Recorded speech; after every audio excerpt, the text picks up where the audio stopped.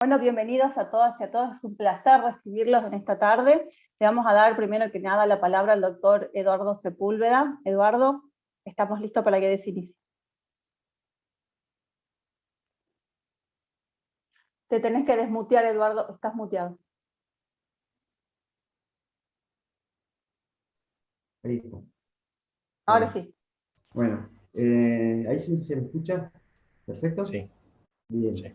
Bueno, en primer lugar, agradecer a los colegas de los distintos puntos de nuestra querida provincia que hoy están conectados para sumarse a esta actividad un día viernes por la tarde y en este horario donde terminan la semana después de trabajar. La verdad que es muy destacable la predisposición que hay de todos los colegas que hoy se han sumado a esta propuesta, a este conversatorio, que, bueno, hemos tenido la oportunidad, junto a los colegas que hoy van a expresar su conocimiento en una temática tan particular y tan especial, que es la doctora Eugenia Muñoz y José San Martín, quienes tienen una vasta experiencia en el área laboral y que son integrantes de la asociación ALU, que es la Asociación Abogacía Litigante Unida,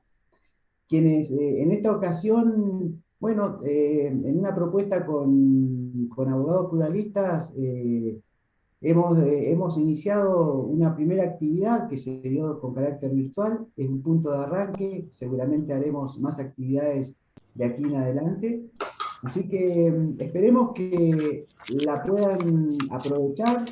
Va a ser una propuesta bastante amena, donde van a seguramente intercambiar puntos de vistas, donde va a ser bastante debatida la cuestión, así que seguramente ahora le van a mencionar cómo va a ser la metodología de este debate, porque más que un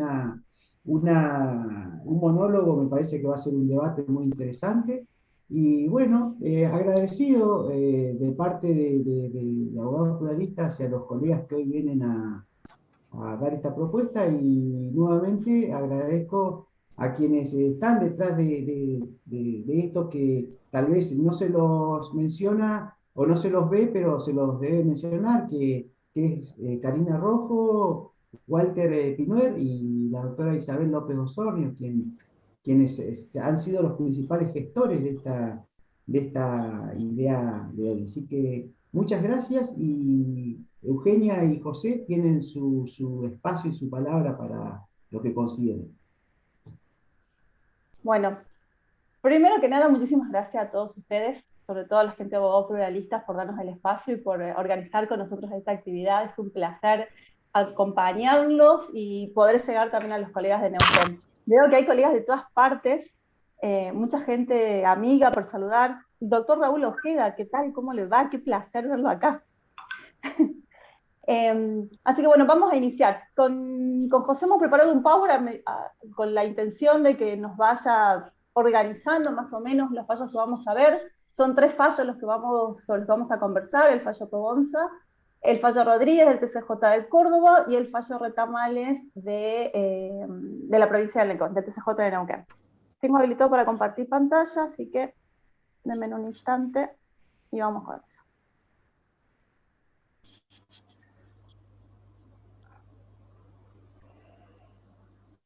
Denme un segundo. A ver si ahí estamos. Sí, ahí se ve. ¿Se ve con la pantalla completa? Bueno, la jurisprudencia Sí. sobre la ley de riesgo de trabajo y son los últimos fallos. Vamos a empezar con Pogonza. José, todo tuyo. Bueno, antes que nada, buenas tardes a todos. Muchas gracias por la invitación. Bueno, mi nombre es José San Martín, soy abogado litigante acá de Salta. Hago esta aclaración por una cuestión de honestidad intelectual. Soy abogado litigante que representa a trabajadores. Así que tengo ya desde el vamos, estoy viciado de cierta parcialidad respecto a lo que voy a decir, pero creo que siempre es importante aclararlo para saber por qué uno sostiene lo que sostiene. Después, antes de hablar de Pogonza, y justo hablábamos con la doctora López Osorio y con Eugenia, tenemos entendido que ya Neuquén ha firmado el convenio tendiente a que se torne operativa la adhesión a la 27348, que por lo que conozco, por lo que he podido leer, ustedes se adhirieron, creo que en el 2018, por la ley 3141. Y yo lo primero que diría es que instaría, si hay alguna autoridad acá, para que desistan de eso y no adhieran.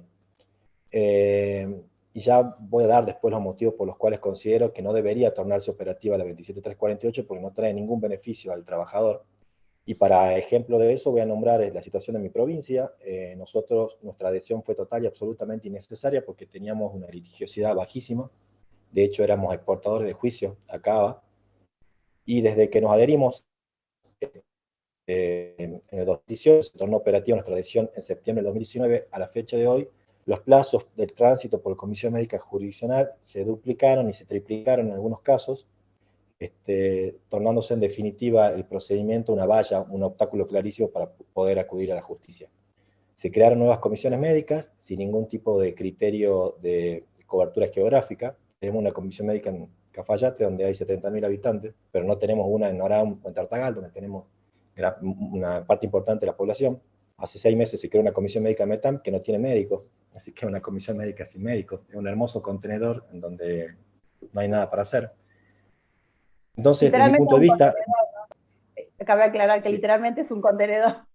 sí, sí, es un contenedor. Me gustaría saber, o sea, acá creo que está bueno, Walter y los doctores, cuál es el nivel de litigiosidad que existe en Neuquén, si verdaderamente es abrumador, pero a priori le comento la experiencia salteña, no veo ningún tipo de beneficio al trabajar. Nosotros antes, yendo voluntariamente a comisiones médicas, en 2 meses tenías un trámite resuelto.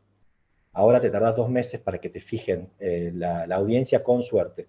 En Córdoba, no sé cuánto se tardan ustedes, tenían de plazo ustedes, Eugenia. Nosotros antes de la pandemia más o menos estábamos demorando 4 meses para una audiencia y seguimos demorando 4 meses. Yo tengo casos que, por ejemplo, lo inicié a principios del 2021 y tuve disposición de clausura en diciembre o sea, en enero del 2021 lo inicié y disposición de clausura en diciembre del 2021, por ejemplo. Un año en comisiones médicas.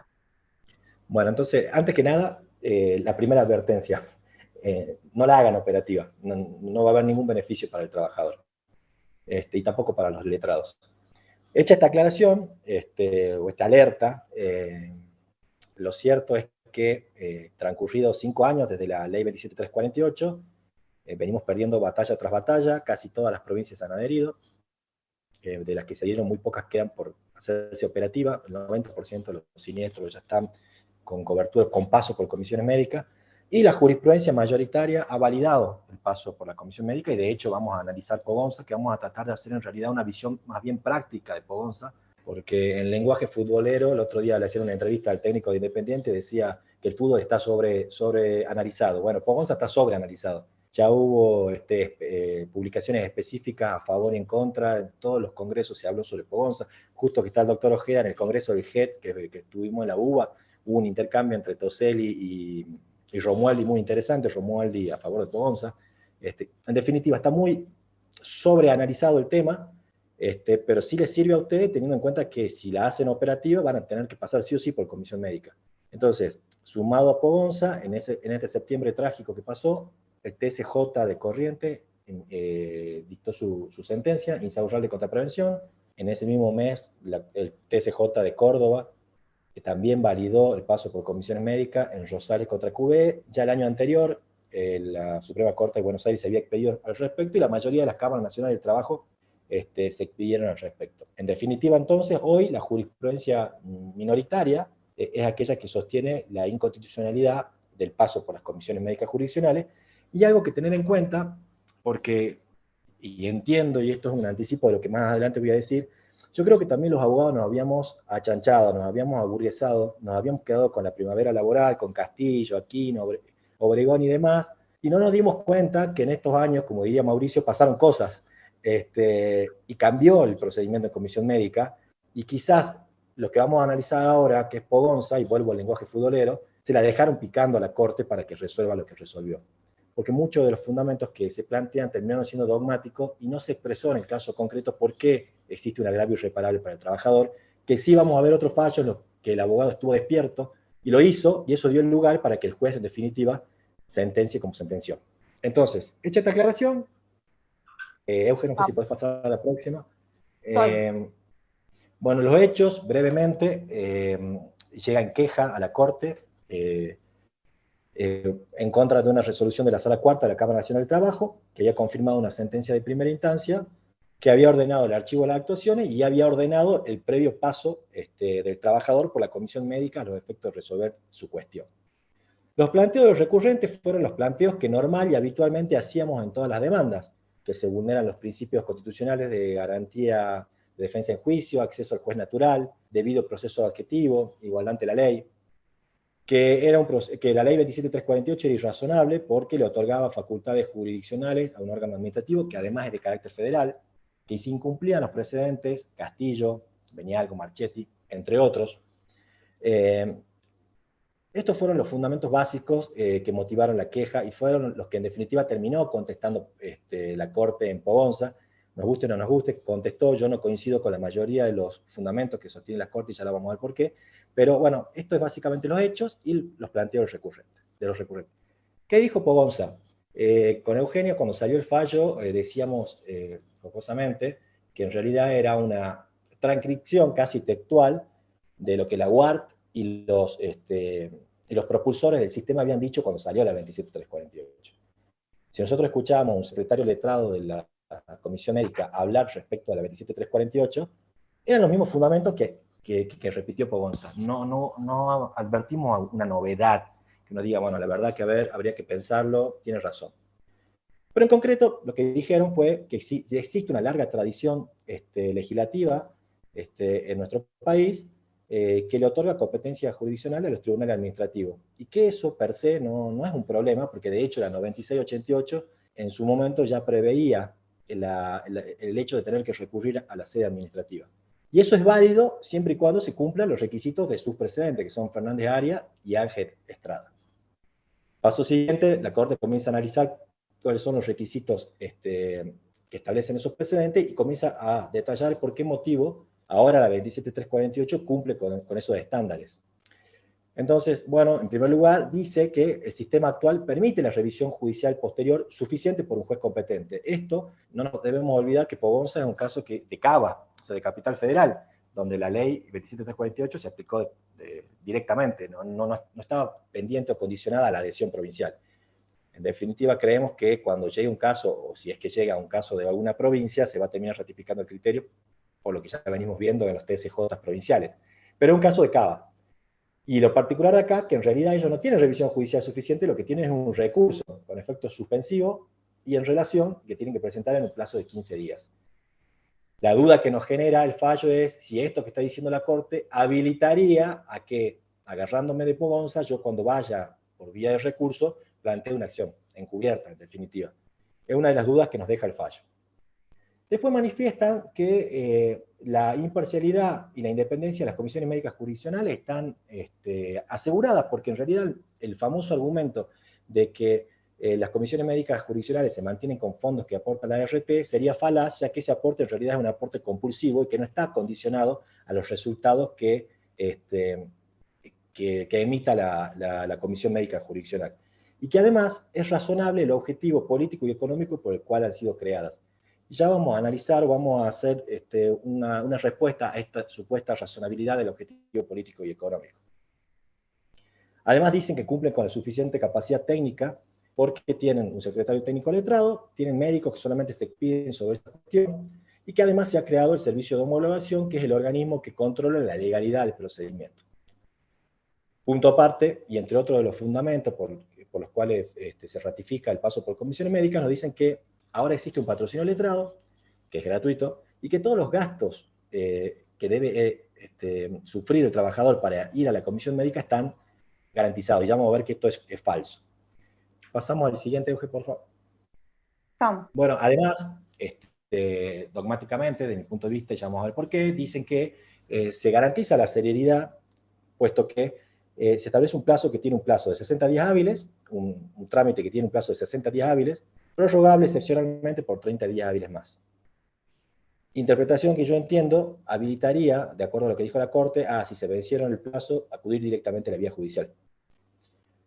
Asimismo, también manifestó la Corte, entre otras cuestiones, que las decisiones de las comisiones médicas jurisdiccionales son provisorias, pues pueden ser revisadas por la justicia a menos que resulten aceptadas por las partes. Esto me interesa resaltarlo porque cuando veamos el fallo Rodríguez, vamos a ver cómo el TSJ, si bien se basa en Pogonza, el TSJ de Córdoba, sostiene un criterio totalmente distinto al validar los plazos de caducidad. Además, entre otras las cuestiones que manifiesta la Corte, termina firmando la defunción de Castillo, Marchetti y Benialgo, porque dice que en realidad esos fallos de la Corte se habían manifestado en relación a la competencia federal que se le permitía, que se le otorgaba a los tribunales federales, y que en este caso ese problema está saldado, está solucionado, porque ahora los que intervienen son los tribunales provinciales, en las provincias, el fuero ordinario del trabajo, y en Cava exactamente lo mismo. Respecto al planteo de que se viola el principio de igualdad, no da respuesta a los reclamos transistémicos de mi punto de vista, pero termina diciendo que en realidad no hay igualdad o no se viola el principio de igualdad porque no hay personas que se encuentren en igualdad de circunstancias. Y esto se refiere al hecho de que no están obligados a transitar la Comisión Médica Jurisdiccional aquellos trabajadores que se encuentran en negro y que su empleador no tiene una RT. A eso se refiere. En fin, esto es lo que dijo Pogonza. Yo creo que es harto conocido. No sé si alguno tiene alguna pregunta al respecto. La hace sin ningún tipo de problema. Esto es un conversatorio. Pero creo que, más allá de todas las cuestiones que se dijeron y los análisis que se hicieron, yo creo que hay que destacar qué es lo que Pogonza no dijo. Y lo primero que Pogonza no dijo, esto lo dice Tosseri y lo dice bueno, el doctor Raffaelli en un fallo que ya vamos a ver, es que la Corte omitió deliberadamente tratar Obregón, y que Obregón todavía se encuentra vigente.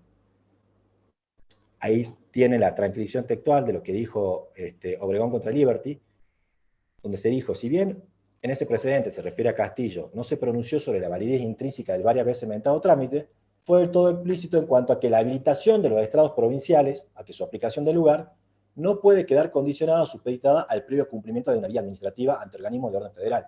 Recordemos que por más adhesión que haya o que exista, las comisiones médicas jurisdiccionales siguen siendo comisiones médicas, dependen de la Superintendencia de Riesgo de Trabajo, que es un organismo federal, y un procedimiento totalmente centralizado que se maneja desde Buenos Aires. Es decir, Obregón sigue vigente y algo que emitió deliberadamente tratar la Corte. Otra cuestión que es importante decirlo, es falso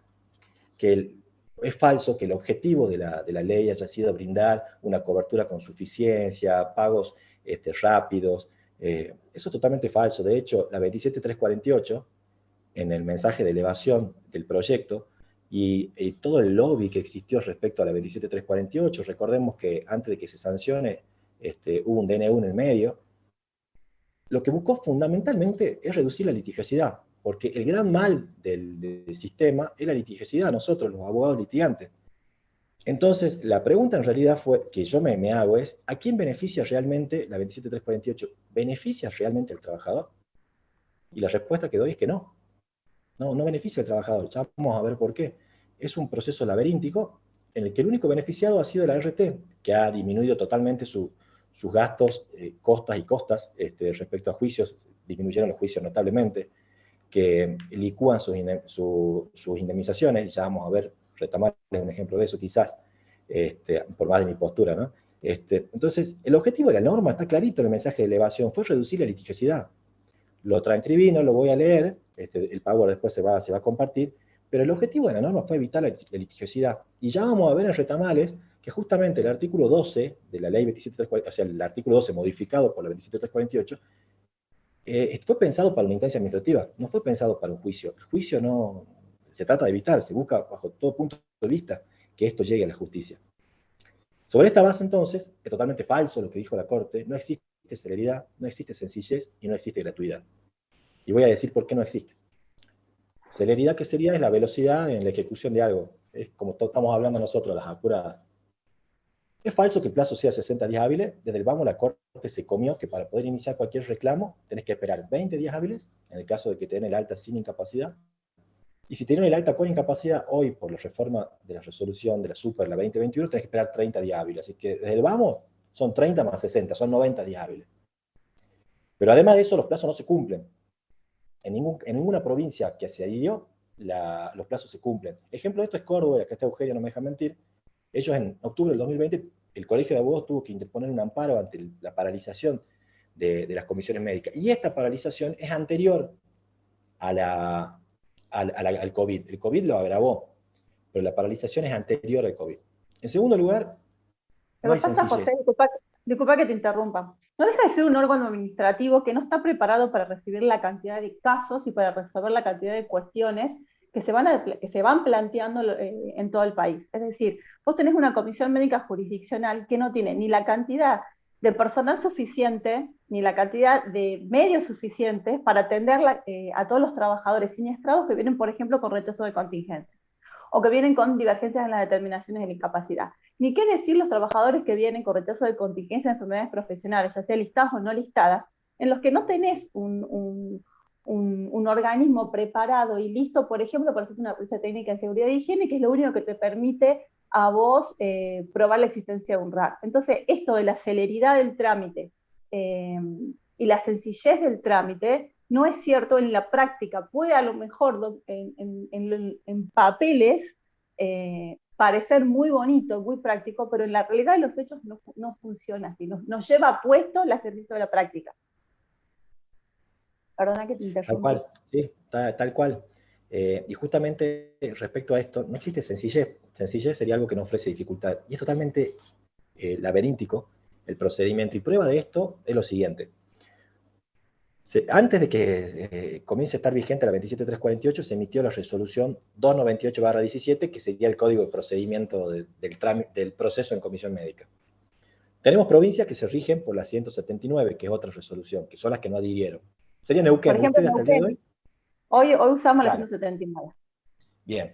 Vos tenés entonces, hoy en día en una provincia adherida, la 298, que te regula los trámites, que es obligatorio ir por comisión médica. La 179, que te regula los trámites en los que no es obligatorio. Después de la 298 se emitió la 889 para ajustar todas las tuercas que habían quedado flojas. En el medio se dictaron numerosas resoluciones tendientes a cómo hacer las denuncias de las enfermedades profesionales, modificación de competencia, porque el problema de esto es que el problema acá es la competencia. La comisión médica judicial que interviene te lleva, si vos tenés que iniciar la acción judicial en el juzgado competente que corresponde a la comisión médica. Se emitió la 899. Se emitieron varias resoluciones más. Después vino la pandemia. Perdón, se emitió la resolución número 90, que regulaba el procedimiento en Comisión Médica Central. Esa resolución fue suspendida en diferentes momentos, porque nunca pudo ser llevada a la práctica. En el año 2021, también tuvimos el COVID de por medio, se derogó la resolución 90 y hoy no tenemos una resolución que regule el procedimiento en Comisión Médica Central. Se emitió la resolución 20/21, donde se reconoce específicamente las demoras en el sistema. Si pasamos después unos pagos, vamos a ver los fundamentos de la resolución. Después de la resolución 2021 se emitió la disposición 4 del 2021. Y como veían que las modificaciones no caminaban, emitieron la disposición 6 del 2021. Entonces, de sencillo el trámite no tiene nada. Punto aparte. En respecto a la gratuidad, es falso. ¿Y por qué? Porque la resolución 298, en uno de sus artículos, se encargó de aclarar específicamente que el principal gasto que tiene el trabajador, que es el médico de parte, no lo cubre el sistema. Entonces, cualquier trabajador que quiera defenderse válidamente o mínimamente, ya sea con un informe o con un médico que lo acompañe a la audiencia junto con su abogado, ese gasto lo tiene que asumir él o su abogado. Pero además de eso, y esto sería para que hablemos 5 horas, no voy a referir, la Corte nunca se metió respecto a cómo funciona verdaderamente el procedimiento.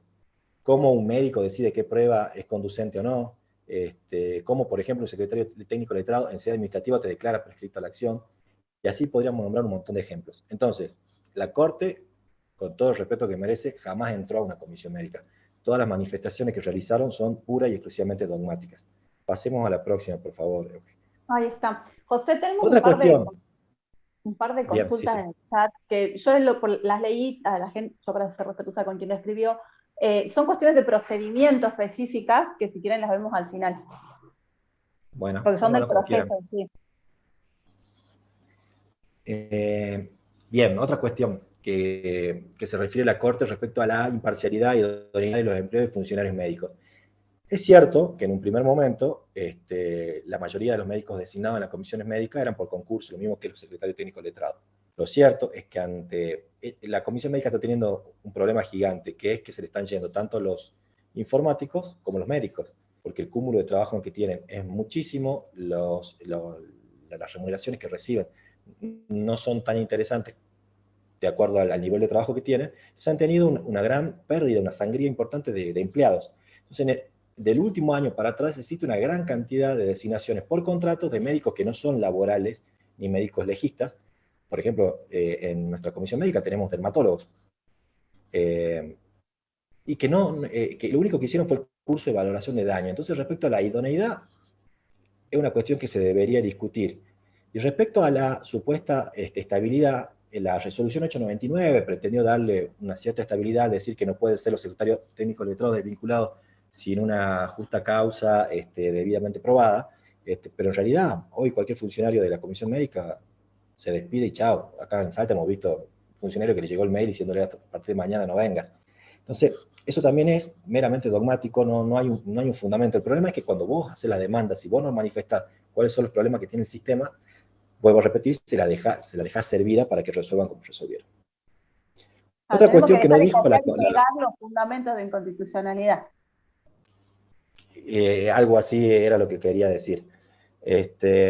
Otra cuestión, no lo dijo la Corte, porque no se planteó en el caso, pero carece de razonabilidad alguna, total y absolutamente, tener que acudir a comisión médica en los reclamos extrasistémicos, ya estoy hablando ya sea daño y perjuicio o el artículo 75 de la Ley de Contrato de Trabajo, porque en la comisión médica no va a poder resolver sobre la antijuricidad, el nexo causal, el daño, el lucro cesante, la pérdida de chance, lo que usted quiera. Carece de sentido absoluto y ya vamos a ver cómo se contradice con el propio artículo 4 de la Ley 26773. Pero además de eso, también carece de sentido, en el caso concreto, acudir a la comisión médica en aquellos casos en los cuales el propio sistema no te va a dar respuesta. Por ejemplo, una lesión que no está en el baremo. Por ejemplo, un caso en el cual existe una inconsistencia clara con el ingreso base, que es lo que se va a ver en retamales, que la comisión médica no puede resolver, no la puede resolver aunque quiera. Entonces, esas son cuestiones que creo que desde el punto de vista práctico tenemos que plantear si vamos a ir a un juzgado y decirle, oiga, todo bien con Pogonza, pero acá hay nuevos argumentos que admiten el planteo de inconstitucionalidad. Y otra cuestión fundamental, porque todo el mundo habla de servicio de homologación, en la práctica lo único que hace el servicio de homologación es otorgarle un velo de legalidad al procedimiento, porque el servicio de homologación no puede modificar absolutamente nada de lo que se decida, ya sea por el dictamen médico o bien por el secretario técnico letrado. O sea, no tiene facultades para modificar. Lo único que puede hacer es alguna observación respecto a si faltó una firma, respecto a si está mal una fecha. Y el que fue a una audiencia en el servicio de homologación sabe que en realidad el funcionario que interviene como audiencista no tiene ninguna voluntad conciliatoria alguna. Es un mero manifestante de los datos que hay en el expediente y, bueno, se abre un debate que es bastante acotado en muchos casos. Que bueno, estos son, digamos, los palos a Pogonza, que creo que es lo que Pogonza omitió manifestar. Pasemos al próximo Power. Bueno, no vamos a ver estos dos fallos, pero sí me interesa dos cosas. Por eso les puse una luz al final del camino. Bueno, 20 días después que salió Pogonza, la Sala Sexta de la Cámara Nacional del Trabajo emitió García contra Provincia, donde ratificaron la inconstitucionalidad del procedimiento. No me voy a poner a desarrollar los argumentos de los doctores, son muy buenos, la verdad. Ya sabemos que en realidad la Corte no es un tribunal de casación, pero lo que sí me interesa destacar del otro fallo, que es Batallano contra Provincia, que es un fallo de hace poquito, de la Sala Segunda, de la doctora Andrea García Bior, fue el voto. Bueno, y acá está la picardía del abogado. Porque el abogado le dice, en este fallo, que llega a la Cámara, dice, oiga, en el estado actual en el que nos encontramos, el plazo de 60 días hábiles es ilusorio, no hay forma de que se cumpla. Y ejemplo de eso es la resolución 2021 que emitió la superintendencia. No sé si podemos pasar, Euge, dos Power, dos firminas, ¿Sí? como diría Alberto. ¿Este? Bien. Solo. Perdón, una más, una para atrás. Una para atrás. No, no está, creo. Bueno, no está, justo está la 19 y falta la 20. Bueno, pero en concreto lo que le dice, en el contexto en el que nos encontramos, la propia Superintendencia de Riesgo de Trabajo, en los fundamentos de la 2021, reconoce el desborde operativo que tiene. Está bien, se lo atribuye al COVID, pero reconoce que están desbordados operativamente y que por eso es necesario, punto aparte. Y la culpa de eso la tiene la presencialidad. Nosotros nos demoramos mucho porque necesitamos hacer exámenes médicos presenciales. Entonces hay que eliminar los exámenes médicos presenciales y buscar otras formas de que el proceso sea más ágil. De hecho, en la práctica lo que quieren es cada vez más evitar los exámenes médicos presenciales, lograr que las partes acuerden, porque tienen una carencia importante de profesionales de la salud. De hecho, el baremo que está pensado para el 2023 de modificarse, prevé rangos de incapacidad, evitar las mediciones. Entonces, ¿qué es lo que plantea el abogado? Dice, oiga, en este estado de situación es inviable, el procedimiento no se va a tardar nunca, 60 días hábiles, y en base a eso, yo creo que debería considerarse habilitada la vía judicial. Y acá la jueza con buen tino le dice, yo no me aparto de Pogonza, pero creo que la propia resolución me está diciendo, de hecho, para los casos de las divergencias en la determinación de la incapacidad, que son aquellos trámites que iniciamos cuando nos dieron el alta sin incapacidad, o nos dieron el alta con incapacidad, pero la RT no inició ningún trámite, reconoce la posibilidad de que el trabajador manifieste porque, bueno, originariamente teníamos la audiencia del servicio de homologación al final. Ahora en estos trámites se colocó la audiencia al principio para ver si puede existir un acuerdo con tope, no quiero irme a la resolución. Pero bueno, la propia resolución me está permitiendo a mí agotar la vía antes de transcurrir todos los pasos, porque la resolución 20 me permite eso, manifestar en la audiencia ante el servicio de homologación tres cosas. Puede existir que haya un acuerdo, puedo decidir ir al trámite médico, decir que me revise un médico, o bien puedo considerar agotada la vía. Si la propia resolución me está permitiendo esto, creo que, bueno, en definitiva, está habilitada, acá hay un nuevo argumento para considerar que tengo competencia para intervenir, y así lo hizo. Entonces, creo que estas son dos vetas que por ahí tenemos que considerar a los fines de evadir Ponza. Bueno, y para finalizar, bueno, a propósito, había puesto un GPS, creo que justamente es necesario que de nuestra parte hagamos un replanteo de la situación. Uno tampoco puede ser necio y obtuso. Hay muchísimas cuestiones que se modificaron, que cambiaron, para bien, también quizás en el proceso de comisión médica. De hecho, ahora es obligatorio que nosotros intervengamos. Entonces tenemos que ver, ya no nos podemos quedar con Castillo, Benialgo y todo lo demás, y es necesario que comencemos a plantear en los casos concretos el agravio, fundamentalmente el agravio irreparable. En cierta manera creo que eso es lo que tenemos que buscar, replantear las demandas, continuar con la lucha, y en los casos que así lo amerite, porque también es cierto que hay muchos casos en los cuales en comisión médica, bien trabajado, tranquilamente se le puede obtener una resolución favorable al trabajador. Así que bueno, eso es todo lo que tengo para decir respecto a Pogonza, y le doy el paso a Eugenio. Bueno, son las 17:43, estamos un poquito jugados con la hora, así que vamos un poquito más rápido con Rodríguez, que es un fallo de Córdoba en realidad, que tiene que ver con la ley de adhesión de Córdoba, como para ponerlos más o menos en contexto. La ley de adhesión de Córdoba previó en el momento en el que se sanciona que un artículo 3 final, por medio del cual, una vez agotada la instancia administrativa en comisiones médicas, exista un plazo de caducidad para el planteo de una demanda ordinaria ante el fuero laboral. Es decir, este plazo de caducidad que prevé la ley de adhesión se entendió, y lo entendimos todos los que empezamos a analizar en el momento en el que salió en el 2017, que era de fondo, no de forma, y por lo tanto se consideraría inconstitucional. Y muchos de los abogados hemos planteado la inconstitucionalidad del plazo de caducidad. Rodríguez viene a decirnos que no, que el plazo de caducidad se mantiene, que una vez agotada la instancia administrativa, si no interponemos la demanda en el plazo de 45 días hábiles, perdemos el derecho a hacerlo. En los hechos, ¿qué sucedió? Prevención en RT interpone en contra de la resolución de la Cámara de Córdoba el rechazo del recurso de apelación en contra de la sentencia de la jueza de conciliación. En Córdoba tenemos en el procedimiento laboral que hace la interposición de la demanda ante la jueza de conciliación, resuelve la Cámara y de ahí recién vas al TCJ. Es decir, distinto como es en Neuquén, que tenés primera instancia, segunda instancia y vas al TCJ. Lo resuelve en primer momento la juez de conciliación, que declaró la inconstitucionalidad del plazo de caducidad de 45 días hábiles para interponer esta acción judicial. ¿Ah? Veo que tengo algo en el chat del plazo de prescripción que dice. Sí, te lo leo. Dice... Sí, la legislatura de Córdoba presentó un proyecto de ley para modificar este artículo 3 para que se aplique el plazo de prescripción de 2 años. Es que sería lo correcto. Es más, hay varias cuestiones de la ley de adhesión de Córdoba, tanto esto como el tema de haber atado los honorarios de los colegas junto con el capital de los trabajadores para poder hacer la homologación, que son dos puntos que se deberían modificar. Sigo. ¿Qué argumentos tiene el impugnante? Dice que se aplica el artículo 3 y se declara inadmisible la demanda por haber operado la caducidad, y se hubiera conformado la cosa juzgada administrativa. Es decir, no hay en el proceso administrativo, no hay un acuerdo, no hay una resolución en favor de Rodríguez, y sin embargo se considera que hay cosa juzgada administrativa, más allá de que no hay un acuerdo homologado, por ejemplo. Y se considera que opera el plazo de caducidad y se declara admisible. Eso es lo que es el TCJ. ¿Qué es lo que pide? ¿Qué es lo que pide en realidad la RT? Sin embargo, cuando se hace la interposición de la demanda y el abogado del actor inicia en primera instancia, se lo declaran inconstitucional.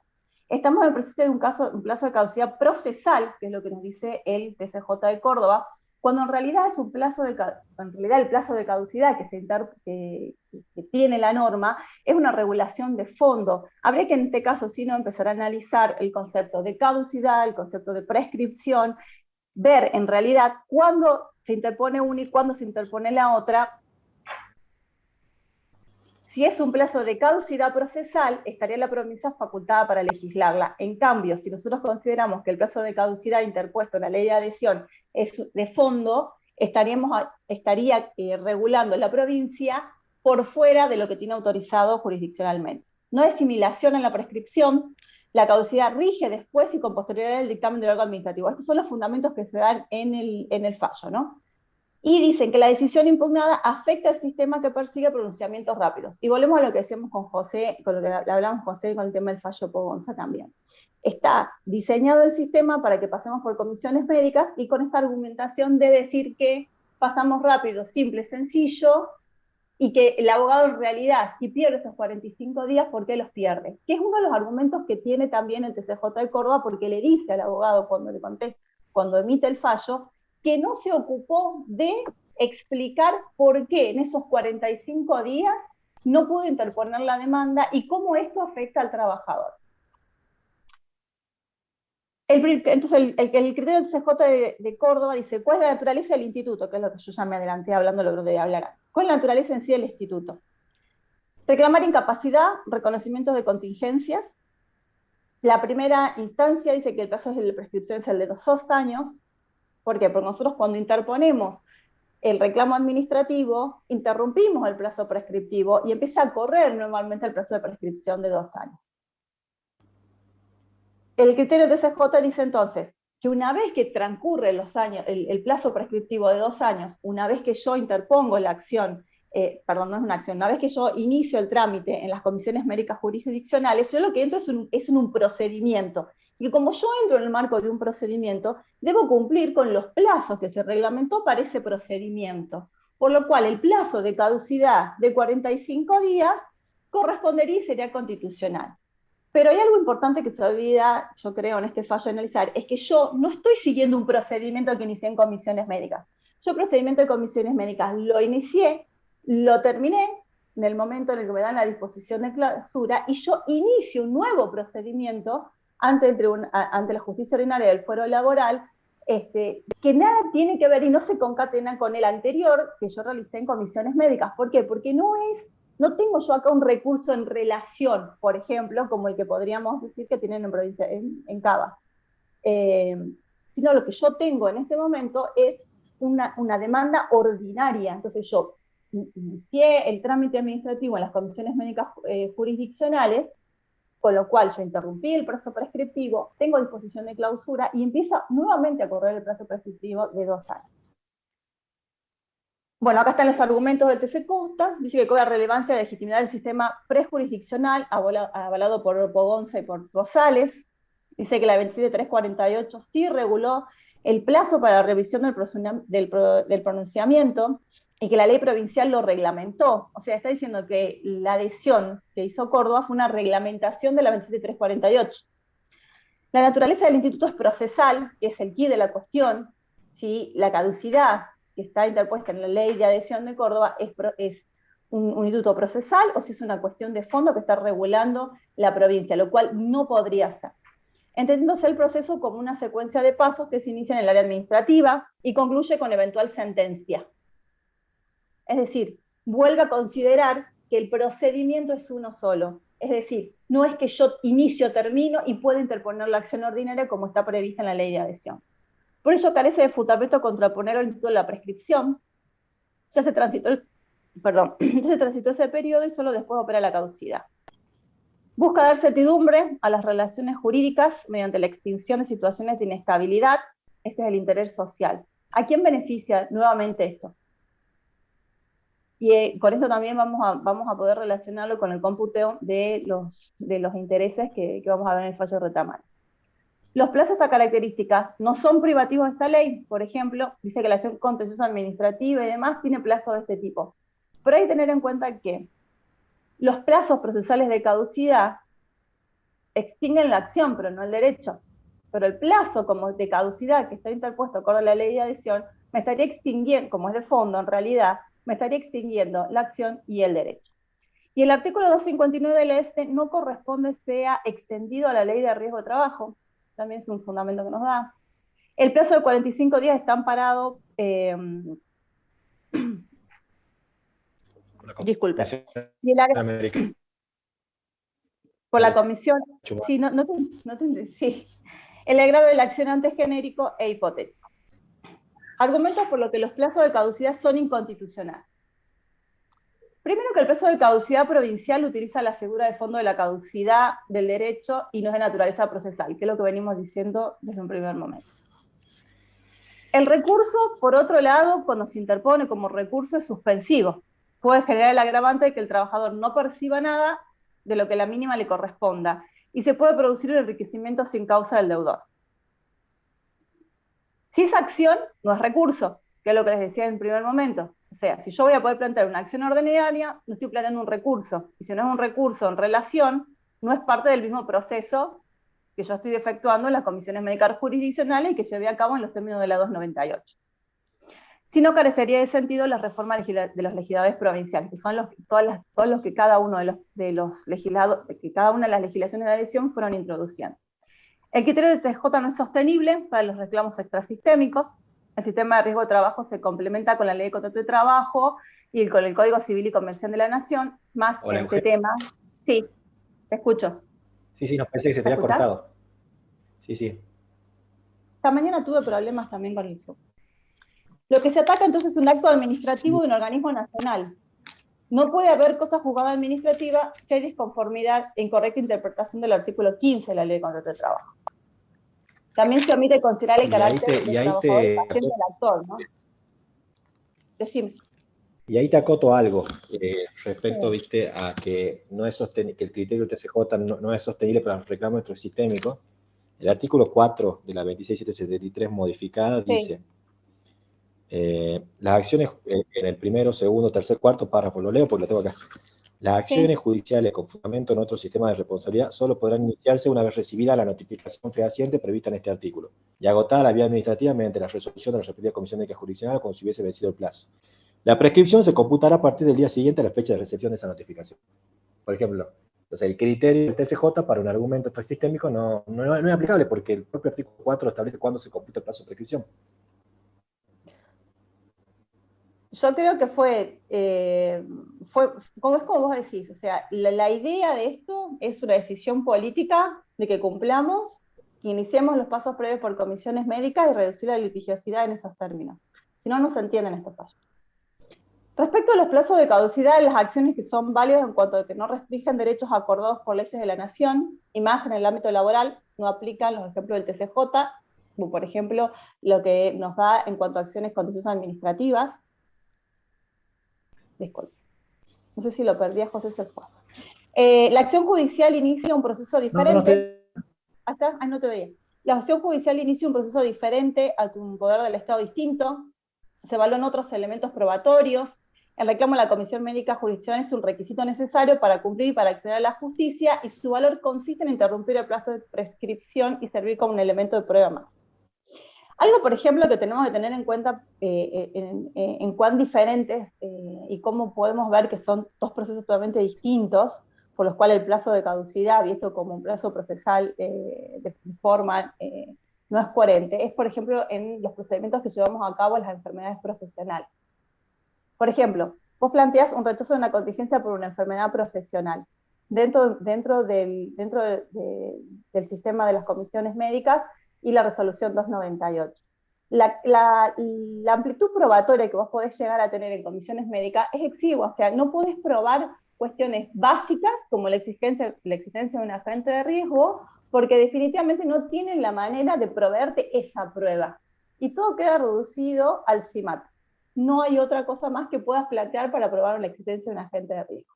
O en definitiva te dirimen para que el médico de la Comisión Médica Jurisdiccional te diga si esa prueba va a ser válida o no va a ser válida, si te la van a dar o no te la van a dar. Es decir, es un proceso que se agota en sí mismo, un proceso administrativo, que sin embargo cuando yo voy al proceso judicial, es toda prueba que yo sí puedo plantear y sí puedo producir. Es decir, no hay un recurso en relación, por lo menos no en lo que es Córdoba, donde se dictó este fallo. No existe razonabilidad en la norma, corresponde responder la siguiente pregunta: ¿a quién beneficia realmente la 27348? Y es lo que veníamos diciendo, y las adhesiones provinciales. No hay que confundir caducidad de la acción con caducidad del derecho, otro de los términos que también veníamos haciendo mención, y no es un régimen nuevo, siempre se pensó el paso por comisiones médicas jurisdiccionales y el alejamiento del trabajador de la justicia. Argumentos por los que los plazos de caducidad son inconstitucionales.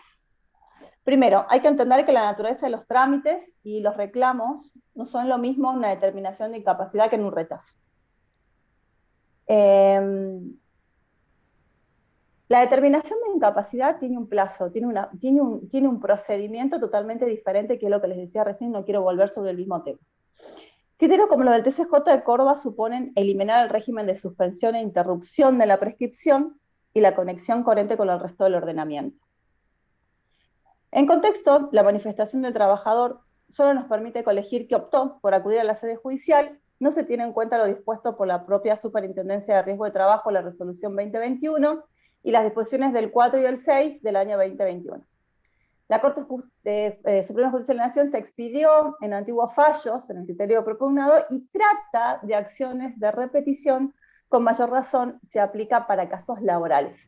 Por ejemplo, tenemos estos dos fallos: Rogelio García contra la provincia de Entre Ríos y Shell Max Argentina contra el Poder Ejecutivo de Mendoza.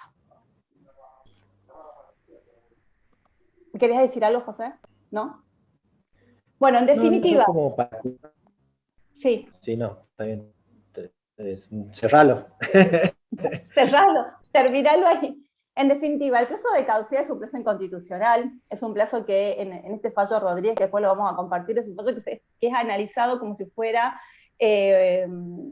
como se toma al plazo de caducidad como de forma, cuando en realidad es una regulación de fondo, que hace perder al derecho, no solamente la acción, sino también el derecho al trabajador. Entonces es un fallo que hay que continuar atacando, y también creo que tiene que ver con los argumentos planteados en la interposición de la demanda.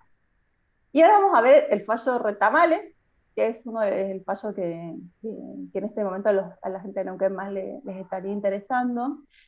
Este fallo Retamales, vamos a ver cuáles son las cuestiones fácticas primero. Primero que nada, Retamales es una demanda ordinaria por accidente de trabajo. Cosas importantes a tener en cuenta en el análisis del fallo Retamales. Primero, la fecha de PMI, que es el 8 del 8 del 2017.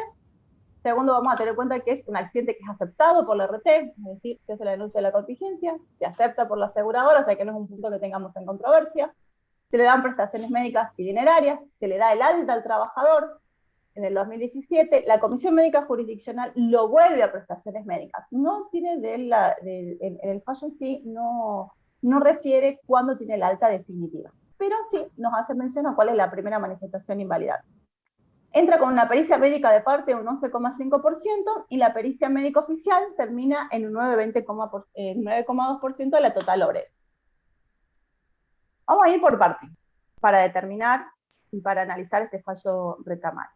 Primero, esta prestación que yo voy a liquidar por incapacidad laboral temporal, ¿qué tipo de obligaciones me genera? Una obligación de valor. ¿Qué viene a hacer el índice RIPTE en estas obligaciones de valor? El índice RIPTE lo que viene a hacer es actualizar una suma de dinero. Restituye el valor a esa obligación que yo tengo. El deudor, y esto es algo que lo dice el fallo Retamales, el deudor adeuda el valor que represente la reparación al momento en que pague el acreedor. Cuando veamos el concepto de PMI, que lo vamos a ver muy por encima, la PMI es la primera manifestación invalidante. En el caso de los accidentes es súper fácil determinarla, porque es como que vos decís, tengo una línea de tiempo, produce el hecho dañoso, en el momento en el que sucede el accidente tengo la PMI. Respecto a las enfermedades profesionales, por ahí es un poco más complejo, porque vamos a tomar la PMI en el momento en el que el trabajador toma conocimiento que tiene una patología y que esa patología tiene una relación de causalidad directa e inmediata con la prestación de tarea que él realiza. ¿Cuál es la fórmula que yo tengo para determinar esta prestación dineraria por incapacidad laboral permanente? ¿Quién me da la fórmula? La fórmula es una fórmula polinómica que establece un ingreso base mensual como uno de sus parámetros a tener en cuenta y que va a incidir en el resultado total. Entonces, lo que yo tengo en el momento en que voy a determinar el pago de una prestación dineraria por incapacidad laboral permanente es una obligación de valor determinable, en el que yo voy a tener que tener todos los parámetros para incluir dentro de esta fórmula para poder sacar un resultado final. Voy a tener que tener en cuenta el porcentaje de incapacidad, que lo voy a tener que tener firme y determinado, y voy a tener que tener en cuenta el ingreso base. Entonces, teniendo en cuenta estos conceptos, vamos a ver cómo se hace el cálculo de este IBM. ¿Y por qué y por qué, a mi entender, hay una modificación acertada del criterio del TCJ de Nauta? ¿Qué dice el artículo? Sí, estoy. Te escucho, pero cortado. No sé si me escuchan igual de cortado a mí. Antes retamales, creo que sí, ¿me escuchan bien? Sí, una Ahora cosa sí. que se nos pasó con Rodríguez y que creo que sí sería bueno plantearle a los amigos de Neuquén es el tema de que la adhesión neuquina no dice nada respecto al plazo. Es verdad. Sí, entonces vos podés tener un criterio muy benévolo de los juzgados y considerar que en realidad se aplica el plazo de prescripción porque se refiere específicamente a una acción judicial, cómo lo plantea la adhesión neuquina, y otra de que te diga no, son los 15 días hábiles para interponer el recurso. Así que eso es algo que quedó ahí suelto y que bueno, sería interesante ver si le pueden dar una vuelta de tuerca antes de que comience a estar operativa. Y si la adhesión lisa y llana, ojo que puede ser un recurso en relación a una interposición de una demanda ordinaria también, ¿no? Sí, a ver, yo te remarco, dijo, agotada la instancia ante la comisión médica o vencido el plazo para que ésta se expida y no haya dictado resolución, el trabajador podrá instalar la acción judicial ante el fuero laboral provincial según el proceso laboral previsto por la ley 921. Yo entiendo que es ordinaria. Pero el tema ahí va a ser el plazo. ¿No? Sí, el plazo de caducidad. Si es que... Pues no lo dijo expresamente como Santa Fe Jujuy, que establecieron el plazo de prescripción. Bien.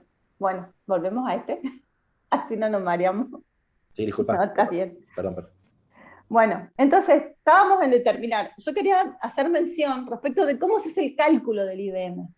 Porque una vez que nosotros tengamos presente cómo vamos a calcular el IBM, a partir de la sanción de la 27348 que modifica el artículo 12 de la 24557, vamos a poder entender los fundamentos de este fallo. ¿Qué dice? ¿Qué es lo que yo voy a tener que hacer? Más allá que ahí queda el power. Yo voy a tener que tomar, según lo que dice este artículo 12, voy a tener que tomar los salarios devengados por ese trabajador un año anterior a la PMI. Por eso le decía que era importante tener marcada el día de cálculo. Es decir, ¿desde cuándo voy a calcular? Yo voy a tomar la PMI, voy a sacar 12 recibos de sueldo anteriores a esa PMI y lo voy a actualizar, primero por RIPTE. De sacar un promedio de esos salarios actualizado por el RIPTE. Una vez que yo tenga la actualización por RIPTE, tengo para aplicarle, según el inciso 2 de este artículo 12, un interés a ese IBM actualizado por RIPTE. Y que si yo lo analizo en concordancia con el artículo 2 de la 26773, ese interés lo tengo que calcular desde la fecha de acaecimiento del siniestro, que también vendría a ser la PMI.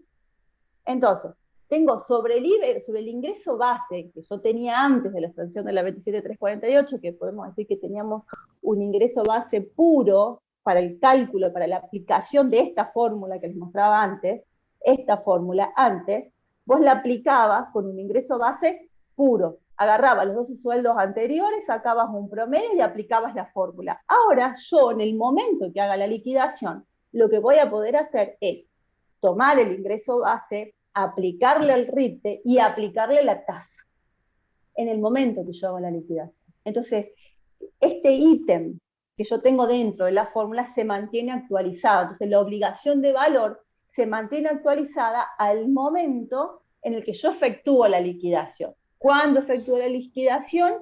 Si pasé por comisiones médicas, porque es algo que decíamos con José, está todo diseñado y está todo legislado para el paso por comisiones médicas. ¿Cuándo yo hago esta liquidación? Si pasé por comisiones médicas, una vez que está firme el dictamen médico, me van a mandar la liquidación de la prestación dineraria y en el momento en el que me hagan el pago, me van a liquidar con estos ítems.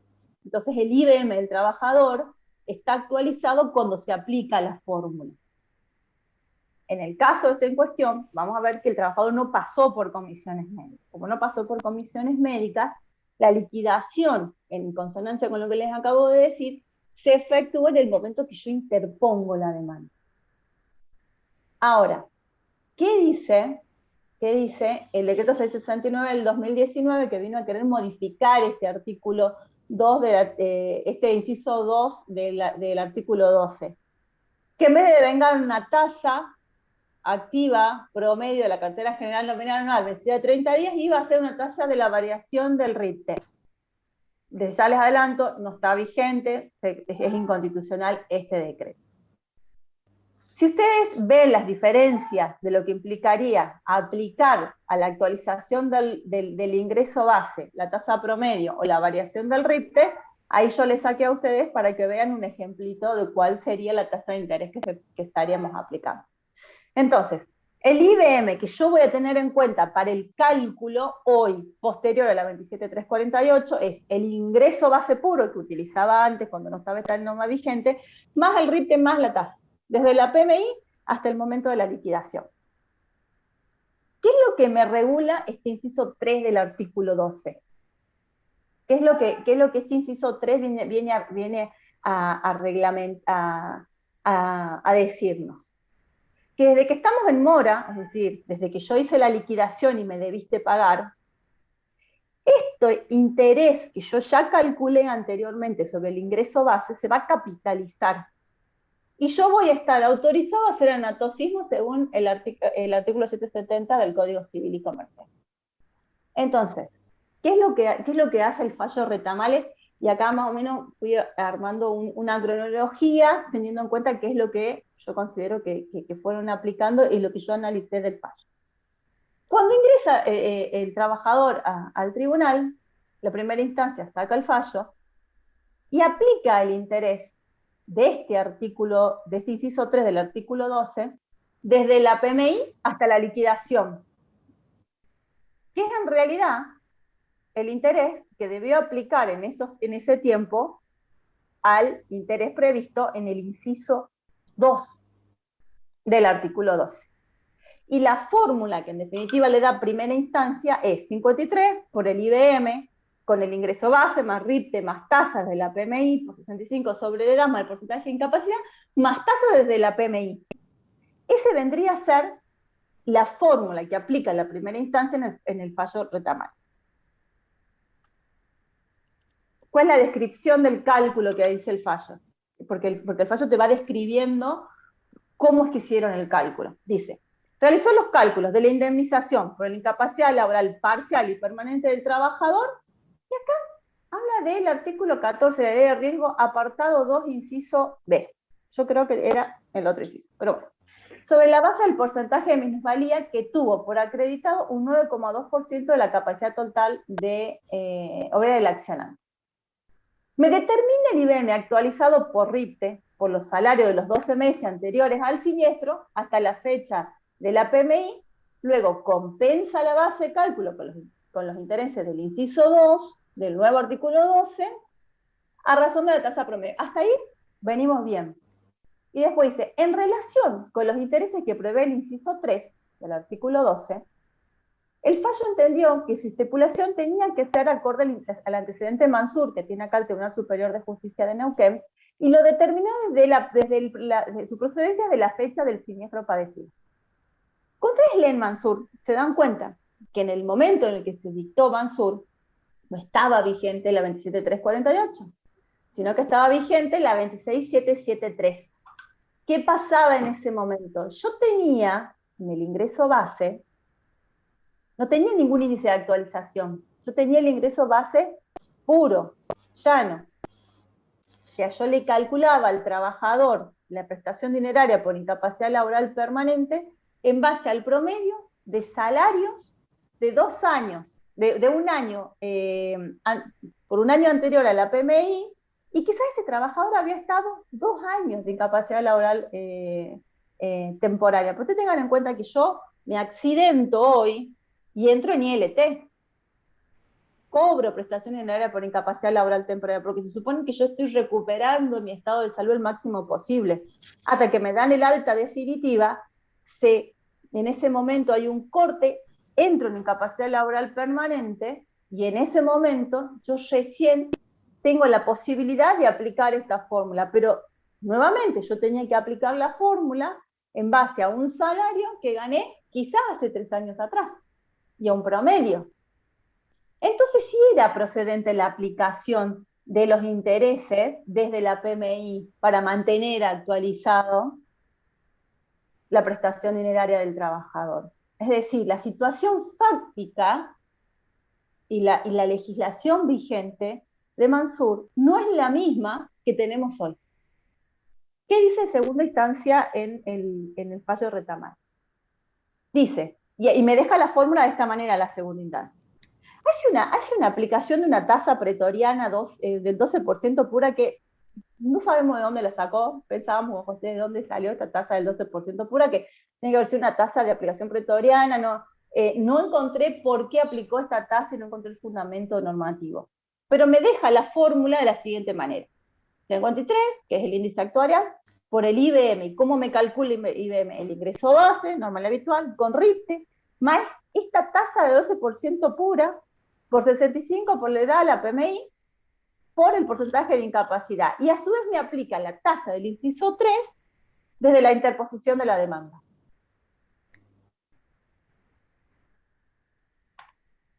Bien, el fundamento de la Cámara dispuso que devengan los intereses compensatorios del inciso 3 desde la fecha del accidente hasta la fecha de la interposición de la demanda, a razón de una tasa pura del 12%.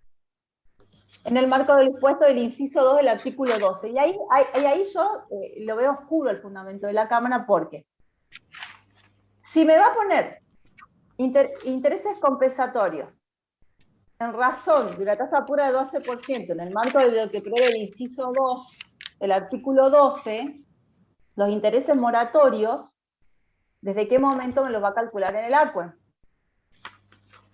Entonces es por eso que la fórmula quedaría de esta manera que se las escribí acá. Y de ahí pasamos a el TCJ.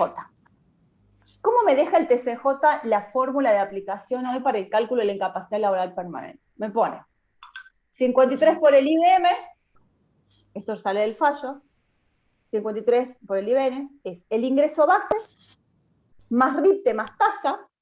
Esta es la tasa. Recuerden que esta tasa, primera de la que hablamos, es la tasa del inciso 2 del 12, que es la TNA a 30 días. ¿Tá?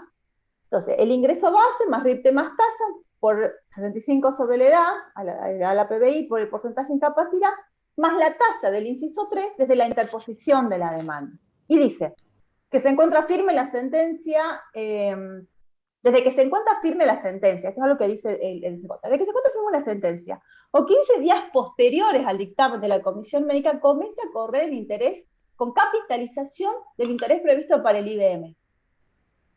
Y tengan en cuenta algo, y yo lo veía, yo decía, José, yo lo veo oscuro el fundamento que me está dando el TCJ con lo que termina resolviendo.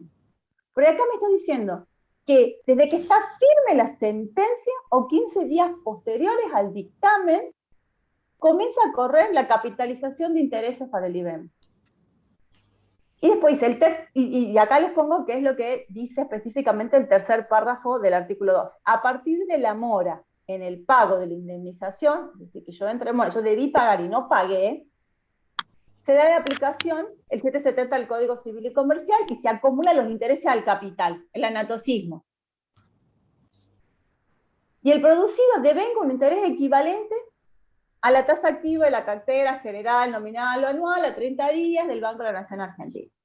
Entonces, ¿cuáles son los argumentos que me termina dando el TCJ en Neuquén? Uno, que cabe agregar que el ingreso base no conforma un capital susceptible de devengar intereses, resultando una pauta que junto con otros componentes, variables y fijos, por eso decía, son variables, es variable el porcentaje de incapacidad, es variable el IBM cuando yo lo calculo en el momento de la liquidación, arrojan el resultado final del cuanto indemnizatorio adeudado en base a la contingencia cubierta por la Ley de Riesgo de Trabajo. El ingreso base es un capital que en sí mismo puede devengar intereses. Pero a partir de cuándo el IBM, que ya está actualizado por RITE, que ya tiene su tasa, comienza a devengar esos intereses. Tuvo la finalidad de incluir, dice, porque esto es lo que hace el inciso 12, tiene la finalidad de incluir una tasa de actualización que evite a los efectos del proceso inflacionario y que afecte favorablemente la cuantía del monto del ingreso base.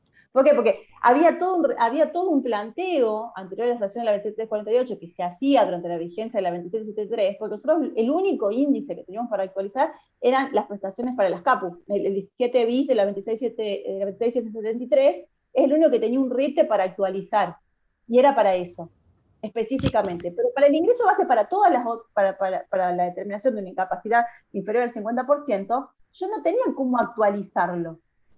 Entonces se hizo y se incorporó este artículo 12 para eso. ¿Cuándo se produce la fecha de corte de los intereses del inciso 2 del artículo 12? ¿Y en qué momento esto se capitaliza y yo empiezo a cobrar, a producir los intereses del inciso 3? Y ahí hay ustedes van a leer el fallo y van a ver que tienen en un párrafo esta argumentación y en el resolutorio algo distinto. Dice, al momento de la liquidación de la indemnización por determinación de la incapacidad laboral definitiva, en caso que no se transita a la comisión médica, desde el momento en el que yo tengo la sentencia firme. Y sin embargo,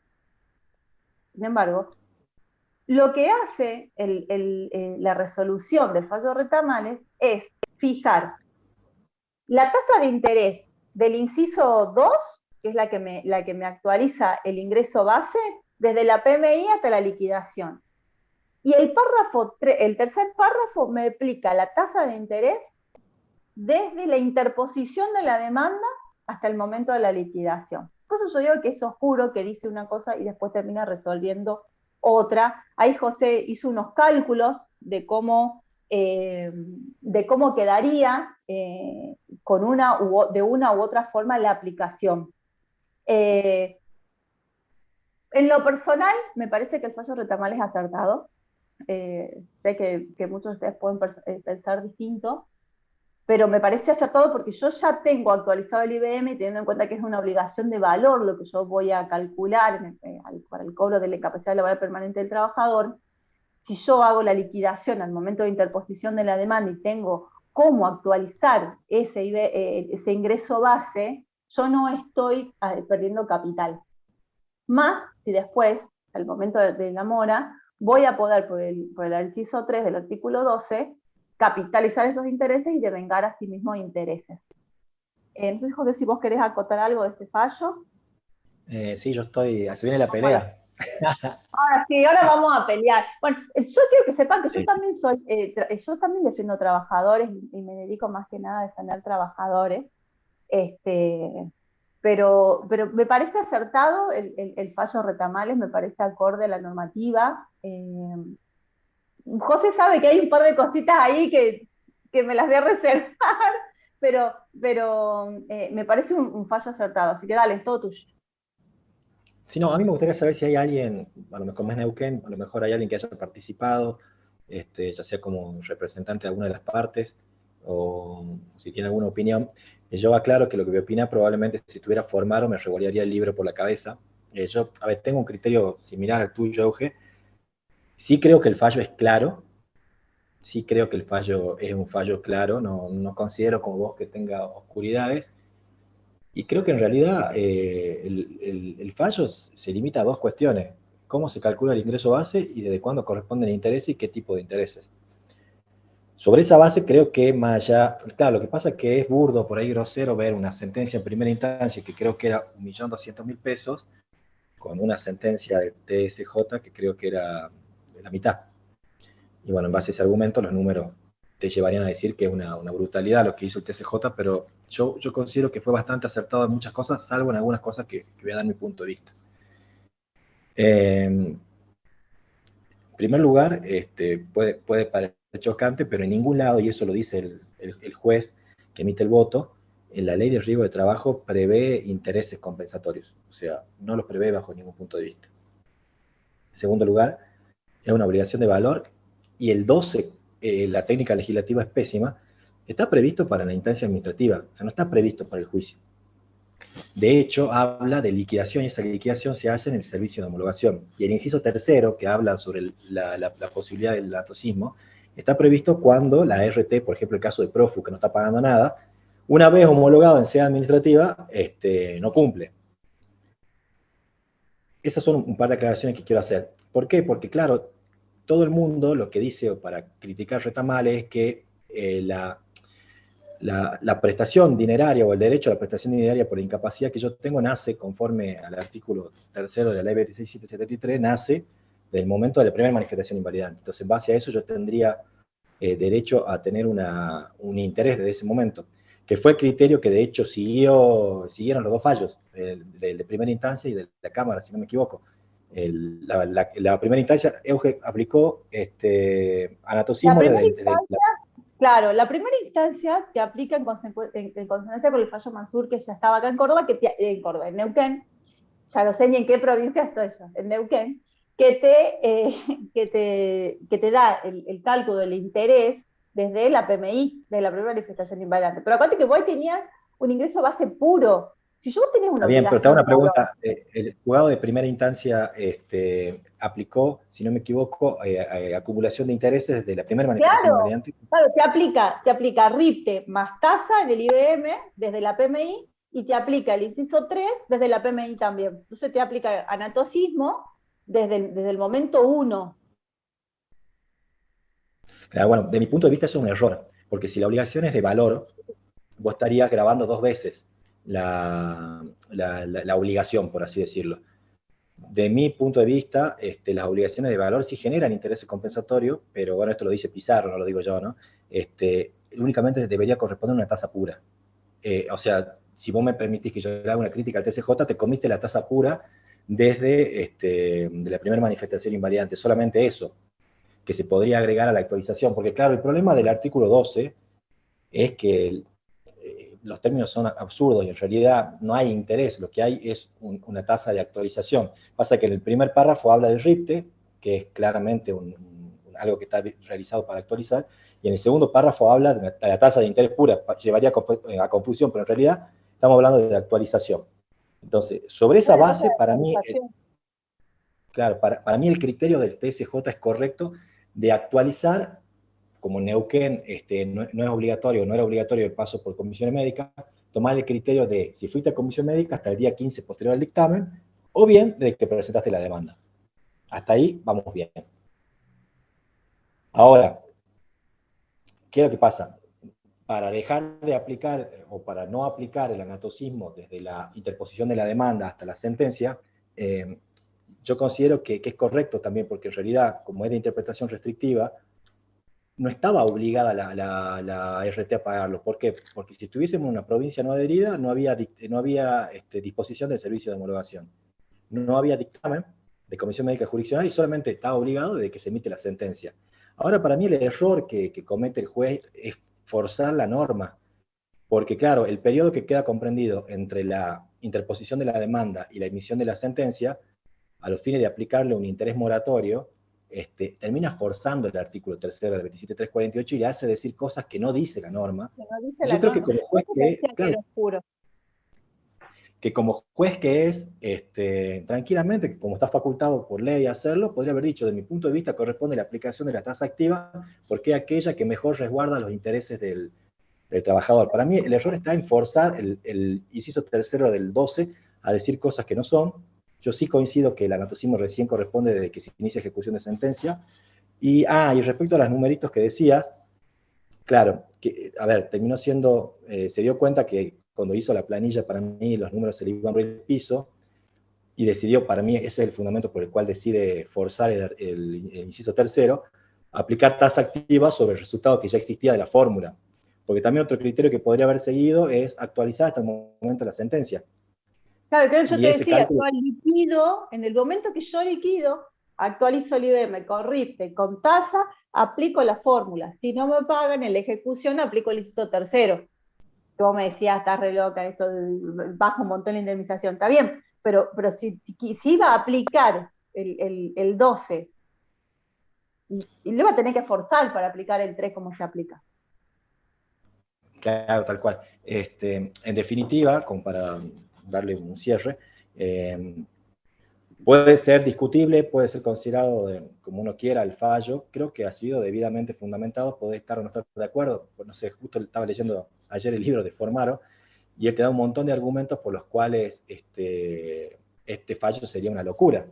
O sea, él considera que son dos cosas distintas, la actualización del monto y de la determinación de la obligación de valor con los intereses, considera que en definitiva la RT está disponiendo de un capital ajeno desde la primera manifestación invalidante y un montón de cuestiones más, pero creo que si vos te atenés a lo que a estos más de 20 años que tiene la ley de riesgo de trabajo, el criterio que siguió el TCJ es acorde a lo que dice la ley, ¿no? Aparte vos ponete No a le pensar, veo. yo no estoy dispuesta, o sea, yo te podría contestar, me pongo en abogada del diablo, me pongo del otro lado, ponele, y te digo, yo te podría contestar que yo no estoy disponiendo de un capital del trabajador desde la PMI, porque desde que el trabajador entra en PMI está en ILT. En todo caso, sería de la fecha del alta, en el que tengo consolidada la incapacidad laboral permanente, porque yo ya le pagué la incapacidad laboral temporaria mes a mes. Sí, sí, no. A ver, yo creo que el problema es el tercer párrafo del artículo 2, que para mí lleva a confusiones. Porque, a ver, nos pongamos en abogado del diablo también. Yo te diría, bueno, perfecto, vos querés que te compute intereses desde la primera manifestación invalidante, bueno, también te computa el plazo de prescripción. Y vos me dirías, no, el plazo de prescripción me computa desde que yo tengo determinado, se torna exigible mi deuda, mi crédito, que es cuando me determinaron la incapacidad. Entonces, el problema, esto, a ver, puedo ser tildado de antilaboralista, pero de mi punto de vista, en realidad, el sistema de riesgo de trabajo, la PMI, genera el nacimiento de una serie de obligaciones, que durante la ILT son el pago de las prestaciones dinerarias, que corresponda, a partir del día 11, claro, y las prestaciones en especie. Ahora, el objetivo de la ley no es pagar, el objetivo de la ley es prevenir, curar, y si no queda otra, pagar. Porque puede ser que tranquilamente a mí me fijen una alta sin incapacidad, y de mi punto de vista, pero esto es una opinión muy particular, ahí se conectó el doctor Ojeda, recién para mí se torna exigible cuando yo tengo determinada la incapacidad.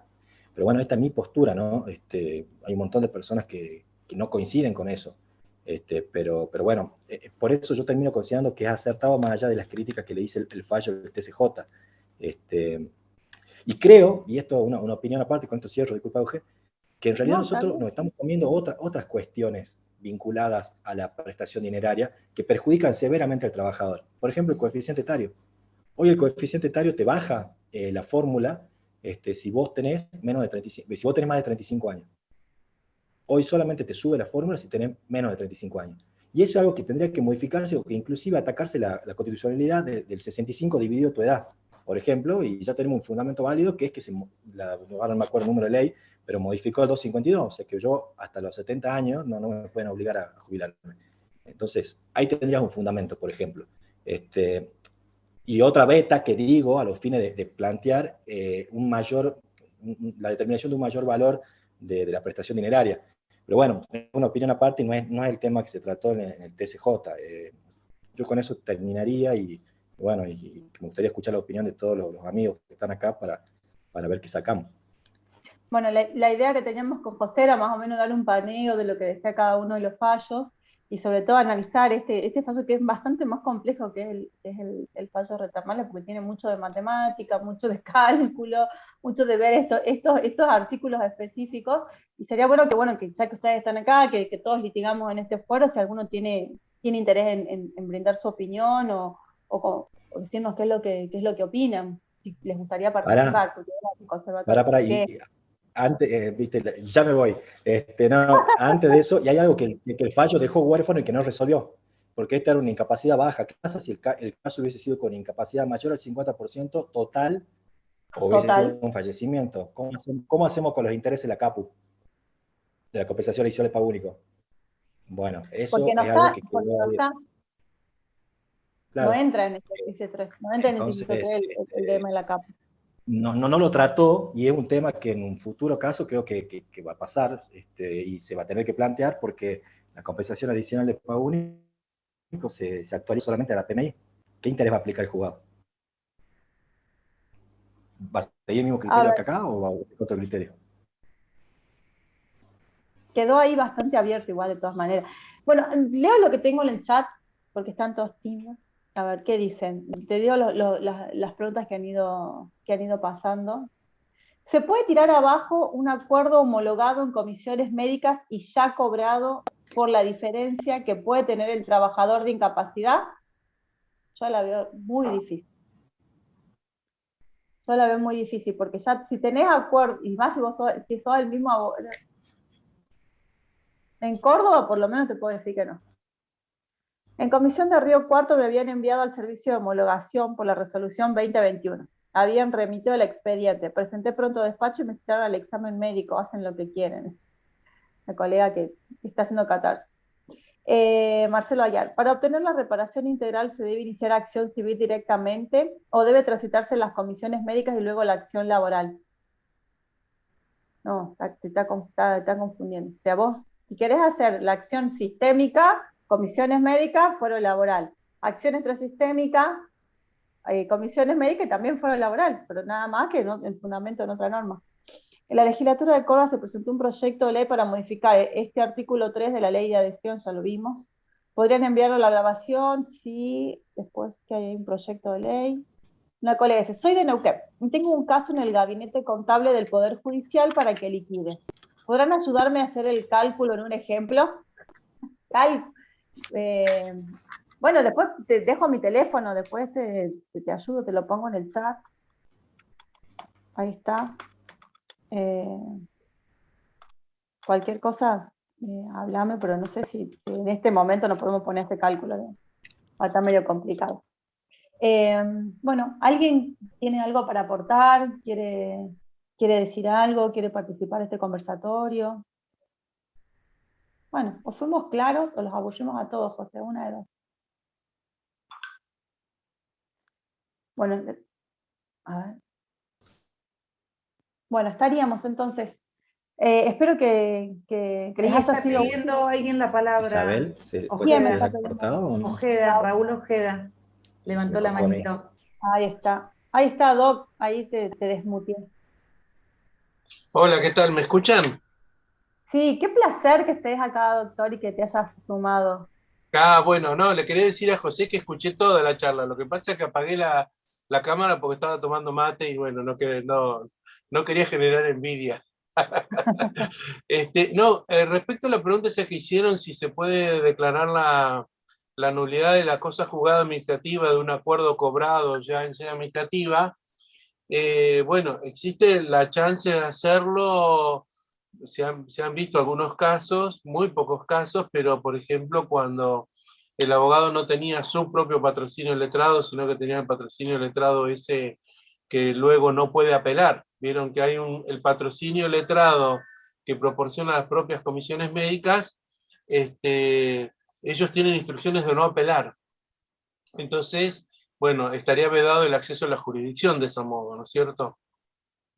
Así que por ese lado podría llegar a haber una situación de una especie de pseudo cúmulo, porque a la víctima no le queda otra que cobrar eso que le determinó la comisión médica porque no puede llegar a la justicia.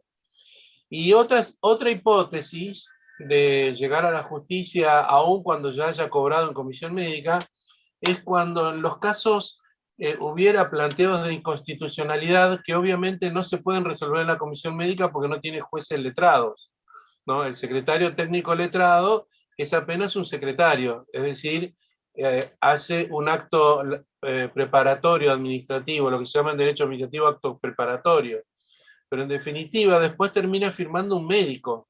Si ustedes se fijan en la estructura de la comisión médica, en los ravioles que se arman en las sedes administrativas, la autoridad máxima sigue siendo un médico, y por ahí a veces firma como secretario, como miembro de la comisión de homologación, un fulano o fulana que va a saber de dónde salió con el título de abogado, porque no es el secretario técnico letrado, que lo ponen por si pasa, pasa, y hasta ahora está pasando, digamos. Nadie cuestiona quién es el que está firmando eso, que no tiene ninguna designación formal, y en definitiva la autoridad de la comisión médica es un médico. Por lo tanto, no puede resolver aspectos constitucionales.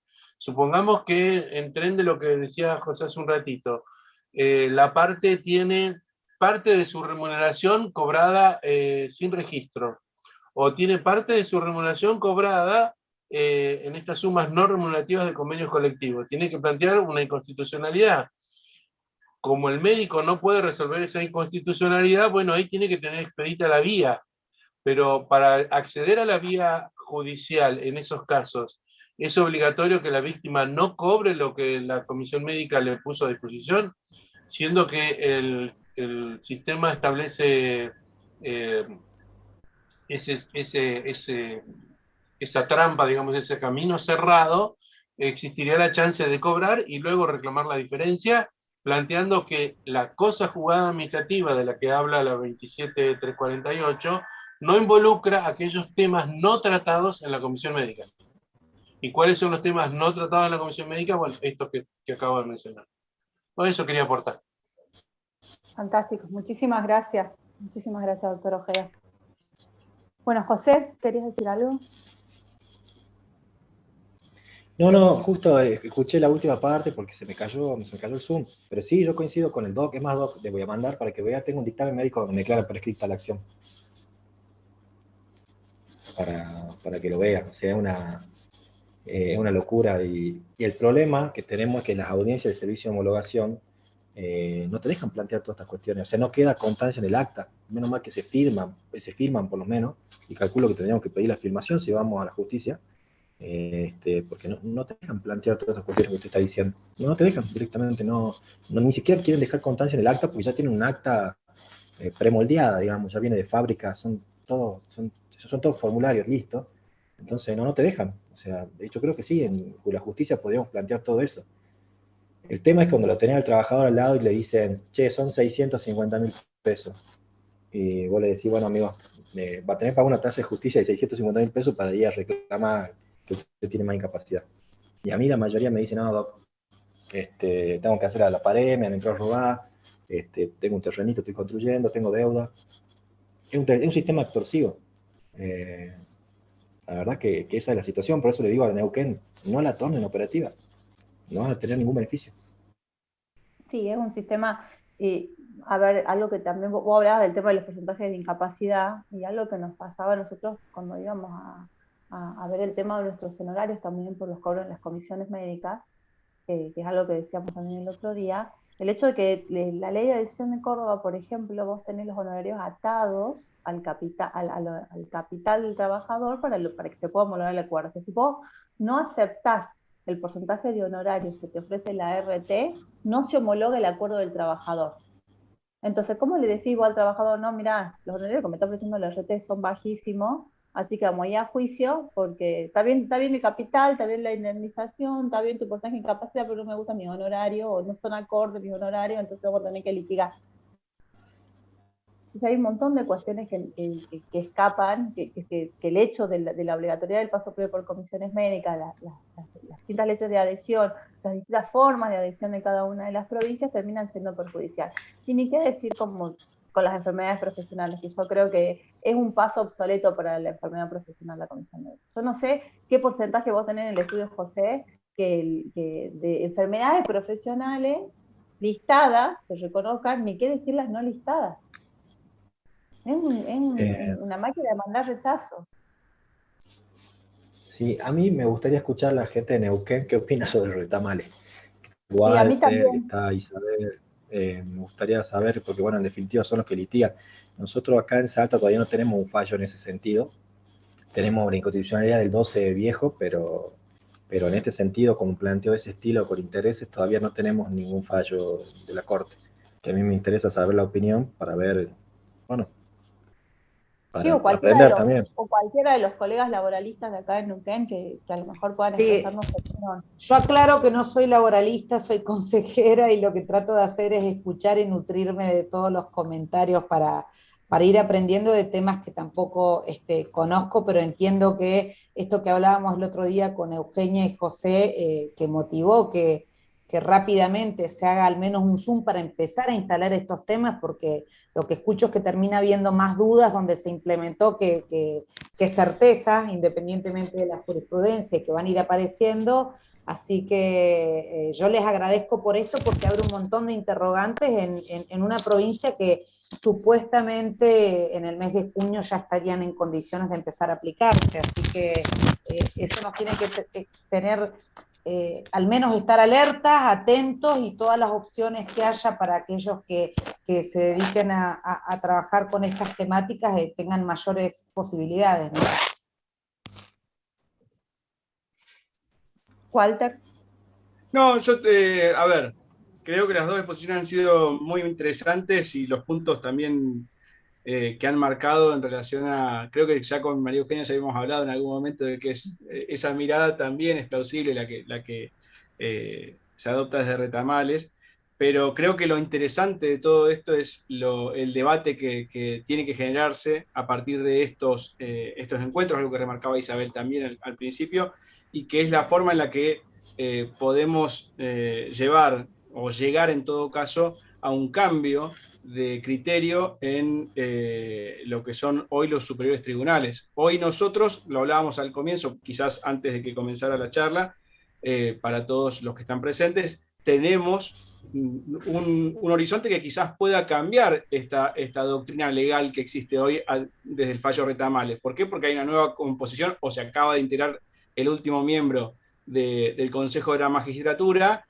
que está, perdón, el último miembro del Tribunal Superior, que es un ex consejero de la magistratura, que hoy quizás, al integrar alguna de las salas, que en este caso la civil, pueda llegar a modificarse este criterio. Habrá que ver. Entiendo que son cuestiones que de aquí a un tiempo vamos a ver nuevamente volcadas en algún fallo como este que hoy por hoy está generando Retamales, en particular en Neuquén, un criterio por el cual todos los fallos de Cámara que son, obviamente, se plantean los recursos por parte de los abogados de ART y son todos declarados admisibles, justamente porque se les aplica la doctrina de Retamales. Con lo cual vamos a ver si esta realidad, y esto creo que invito también a que podamos tener un nuevo encuentro como este dentro de algunos meses, para saber si quizás tenemos un nuevo criterio o si hay una voz disonante o al menos alguna disidencia en esto que hoy parece una voz uniforme, la doctrina legal de Retamales.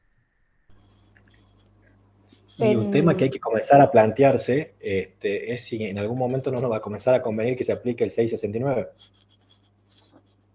Bueno, esa es la fórmula que saca. Sí, bueno, vos habías sacado, José es el crack de los números, eso lo tengo que decir. José que es el que mejor maneja las fórmulas y los números. Y él vos habías sacado una indemnización con el 69 y otra con la tasa. El tema es que, bueno, no sé, 6,7 fue la inflación del mes pasado, si no me equivoco, ¿no? Sí. La tasa activa no está ni cerca de eso. Y el RIPTE creo que hasta enero solamente estaba hasta febrero. Entonces, si vos me preguntás hoy a mí, sí, en este contexto te conviene toda la vida, que es lo que dice Formal y dicen otros autores, este fallo, o un fallo como Retamales, lo único que hace en definitiva es incitar a las aseguradoras a que no cumplan, porque les conviene no cumplir. Y bueno, es una postura válida, porque si en definitiva me va a salir más barato litigar, y bueno, en definitiva un análisis económico del derecho, es lo que se hizo con Expósito. Así que, bueno, está el debate abierto y está bueno que se haya modificado la composición del TCJ y ojalá haya un criterio mucho más benévolo para el trabajador. ¿Qué más quisiéramos Necesitamos una todos? legislación más benévola para el trabajador. Tenemos que empezar de lo más, de la base. Bueno, en teoría, O con la necesitamos, 27348 tenía que salir. o necesitamos una corte que falle más en consonancia con los principios del derecho laboral. El problema de la instancia administrativa, hoy esa discusión, si Neuquén adhiere, se va a tornar abstracta, porque no va a llegar nada a juicio. No va a llegar nada. El 90% se cierra, porque la gente está muy necesitada. Entonces, ese es el problema. Acá en Salta hay poquísimos juicios. O sea, habían poco y ahora menos, porque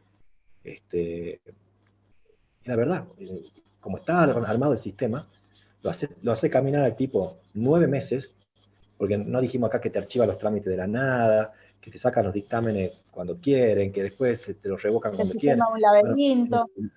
lo hiciste caminar 12 meses al tipo por comisión médica y después decís, che, no, 1.000.000 no, amigo, porque te corresponde más. ¿No? ¿No? Sumada a la necesidad nuestra, ¿no? Hay muchos colegas que lamentablemente también por una cuestión de necesidad muchas veces dicen, bueno, tengo el 10% seguro y vamos, arreglemos. Que vamos a hacer lo que hay. Es una realidad, muchas veces la realidad nos supera en un montón de cuestiones. Bueno, Hay que seguir la Isabel, lucha. Yo siempre lo escucho a Sebastián Serrano Alou, que es así como militante a full, y tiene razón, hay que seguir la lucha, pero bueno, también adecuarse al contexto que tenemos hoy en a ver, día. lo que yo te decía el otro día, hoy con Pogonza, o en Córdoba con Rodríguez, ¿con qué trabajador vos vas a plantear la inconstitucionalidad del paso previo de comisiones médicas y no vas a pasar? ¿Con qué caso vos, a qué trabajador vos le vas a decir, vení, vamos a pasar por, o sea, en la práctica, no te digo que no hay que hacer planteo de más, pero en la práctica, con vos en el estudio litigante, con tu trabajador al frente, quizás puede ser un obrero, una cajera, el que sea, enfermo, que muchas veces se quedan sin trabajo después del accidente, que no los reubica. ¿Con qué trabajador vos, con esta situación económica que tiene nuestro país, y con la demora que tenés en tribunales, porque vos decime que como en Chile, en un año tienen sentencia, bueno, nosotros no pasamos por comisiones médicas en un año. ¿Con qué trabajador vos vas a hacer planteo de inconstitucionalidad hoy del paso previo por comisiones médicas o la inconstitucionalidad del plazo de caducidad en Córdoba? Muy pocos Tenés que... casos testigos. Enfermedades profesionales no listadas y bueno, ahí y si no, para habrá que volver con la extrasistémica. Bueno, ahí el doctor Ojeno dio un ejemplo de lo que podría ser un caso a plantear. Un caso a plantear. Pero cosas muy puntuales. Bueno, para los colegas neuquinos, si se llega a implementar la 298, empiecen a estudiar el procedimiento administrativo, empiecen a estudiarlo, es un procedimiento complejo, pero que se puede llegar a aprender, hay que ir encontrándole la vuelta. De todos modos, perdón, Eugenia, aclarar que en realidad en Neuquén, más allá del convenio que se ha firmado, estamos hablando de la creación de una sola comisión médica más, adicional a la número 9 que existe en esta provincia y que está radicada aquí en la ciudad de Neuquén, es decir, en la ciudad capital, con lo cual todavía una sola comisión médica no alcanza a contemplar lo que prevé la propia ley de adhesión, que es una comisión médica por cada circunscripción judicial, es decir, 5 comisiones médicas. Con lo cual, aún creándose esta nueva comisión médica, estaríamos sin reunir las condiciones exigidas por la ley para que cobre plena vigencia la 27348 aquí en Neuquén. Bueno, te comento cómo la dibujaron en Salta. Le dieron crearon la delegación Cafayate y a la de Salta le dieron competencia en todo el resto de la provincia. Bueno, en Córdoba sucedió algo similar, tenía entendido, en algún momento. Y garantizó el traslado, nosotros... después estuvieron garantizados, decían que se cubría, pero bueno, sí, son esas cuestiones. ¿Viste el libro de Gabriel García Márquez, Crónica de una muerte anunciada? Bueno, con José ya la vivimos 2 veces. Pero por ejemplo, en Jujuy se crearon varias comisiones médicas, pero recién ahora se va a hacer operativa. Se crearon la de la Quiaca, San Pedro, no me acuerdo qué otra más, de las mejores adhesiones, pero el problema es que acá, por ejemplo, en Salta se creó en Metán una y no hay médico. O sea que vos vas y nada, tenemos trámite inicio en noviembre.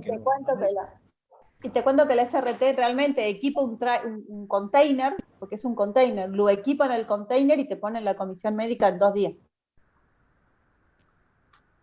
No es que, Bien. para que lo tengan en cuenta, digamos, para que lo vayan viendo. Bueno, hay cosas que me encantaría decirles a los colegas neuquinos. Primero, es para nosotros desde Abogacía Litigante Unida y de ALU poder compartir con ustedes estas actividades académicas. Nos dedicamos nosotros a eso desde la asociación. Siempre desde que hemos comenzado a trabajar lo hacemos con los jóvenes litigantes, con los colegas que a lo mejor quieren incursionar en un nuevo fuero. Pueden seguirnos en Instagram, búsquennos como Abogacía Litigante Unida y nos van a encontrar. Tienen colgado un montón de actividades. Y segundo, aprovecho para invitarlos, y ahí les dejé en el chat, va a haber un congreso en La Pampa. El Congreso de La Pampa, el doctor Ojeda, si se quiere habilitar, lo habilito. El Congreso de La Pampa, que va a haber dentro de poco, es un congreso que está organizando el GEP, del cual el doctor Ojeda es la cabeza. Así que, doctor, usted que conoce cómo viene la Bueno, gracias. Gracias por facilitarme este medio de comunicación. Vamos a hacer un congreso en Santa Rosa La Pampa con nuestro afán de seguir haciendo actividades de tipo federal, ¿no es cierto? Van a participar algunos expositores de Neuquén, de Cipolletti también, de Santa Rosa La Pampa, de General Pico, y además algunos de Buenos Aires, de Córdoba, de Posadas, y va a estar la conferencia inaugural de Rolando Gialdino, que ya por sí solo paga la entrada, digamos, ¿no? Así que, bueno, están todos invitados, ahí tienen el temario en el chat, y si no, bueno, nos pueden buscar en nuestro Instagram o nuestro Facebook como Grupo de Estudios de Derecho Social. Y bueno, nuestro afán es contribuir, tal como contó recién Eugenia respecto de ALU, nuestro afán es contribuir a la capacitación gratuita y federal. Así que bueno, están todos invitados. Gracias.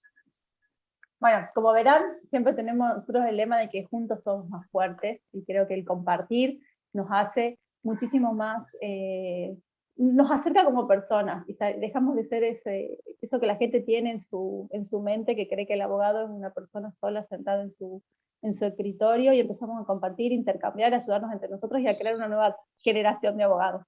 Así que para mí es un enorme placer haber compartido con todos y todas ustedes. Bueno, Isabel, si quieres decir algo para cerrar, Isabel, gracias por el espacio. Muchísimas gracias. No, nada más que gracias, y a todos los que se siguieron quedando este viernes a esta hora todavía. Creo que este es uno de los primeros encuentros, como dijo Eduardo, y después, sobre todo, con esta situación real y actual que tenemos, creo que vamos a poder seguir pensando en algunas otras opciones. Nosotros también tenemos los canales, tenemos redes, como abogados y abogadas pluralistas, nos pueden buscar, nos pueden dejar comentarios, pueden proponernos también si quieren que hagamos algunas capacitaciones, y me parece que el esfuerzo que está haciendo la asociación de ustedes, Eugenia, es el norte que nosotros queremos también, darles herramientas gratuitas a los abogados y que nos pongamos a tratar de pensar. Así que todos juntos. Bueno, muchísimas gracias a todas y a todas. Iván, te dejo para que cierres. Que estén todos muy bien.